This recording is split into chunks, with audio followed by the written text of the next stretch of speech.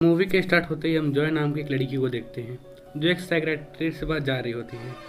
तो अब वो साइकियाट्रिस्ट को बोलती है कि मैं एक सेक्स एडिक्ट हो चुकी हूँ, इसे बाहर निकलने का कोई तरीका बताइए। तो बोलती है कुछ नहीं है। तो उसकी बोलती है मेरी एक खुशहाल फैमिली है, मेरे बच्चे, मेरा एक नानी है जो मेरे साथ बहुत अच्छी तरह से रहती है, एक प्यार करने वाला हस्बैंड है जो हमेशा मुझसे प्यार करता है, और वो एक कंपनी में काम करती है।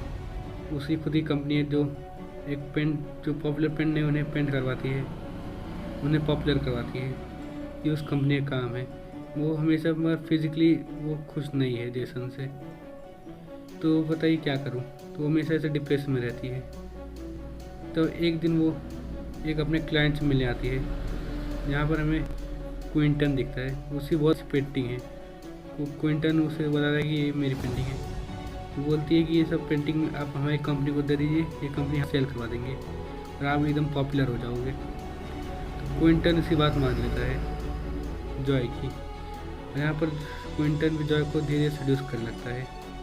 यहाँ पर जॉय को पता चल जाता है कि क्विंटन उसे धीरे धीरे पसंद करने लगा है, मगर वो बोलती है थोड़ा दूर रहो। तो यहाँ पर वो धीरे धीरे क्विंटन के बारे में सब सोच रही होती है। तब एक दिन वो क्विंटन के पास खुद जाती है और वहाँ पर इंटीमेट होते हैं। तब ऐसे ही रोज ऑफिस के बाहर छोड़ के वो क्विंटन से मिलने आती है और यहाँ पर ऐसे कुछ दिन तक ऐसे चलता ही रहता है। क्विंटन से मिलकर क्विंटन के साथ इंटीमेट होती है। तो ये मुझे लगता है ये सही बात नहीं है, सही नहीं कर रही हूँ। तो वो बोलता है कि मैं अभी रिलेशन तोड़ना चाहिए। वो बोलता है फिजिकली और मेंटली मैं दोनों ही एक तरह से तुम्हारे साथ अट्रैक्ट हो चुका हूँ। मैं बचपन में मेरी फैमिली नहीं थी, सब छोड़े चले गए थे। अभी एक तुम मिली, तुम छोड़ के वापस चली आप। बोलती है मैं अपनी फैमिली को नहीं छोड़ सकती हूँ, तो हम रिश्ता कंटिन्यू रखते हैं।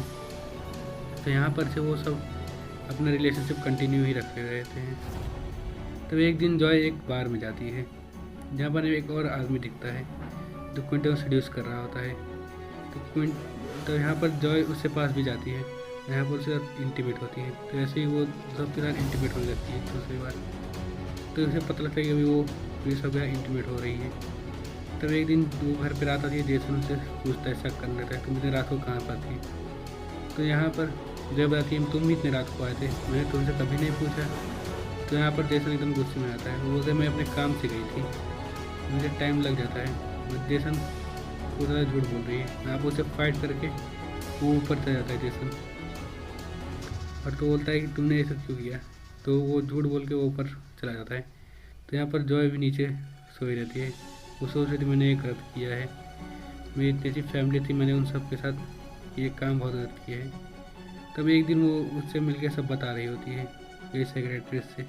तो बोलती है कि इससे कोई प्रॉब्लम नहीं है, तो तुम्हें दूसरा फिजिकली नहीं हो तो मेंटली तुम्हें ये सही गलत नहीं करना चाहिए था, ये तुम्हारे ऊपर डिपेंड है तुम्हें किसके साथ रहना चाहिए। और यहाँ पर जॉय भी बोलते तो गुस्सा में आ जाती है।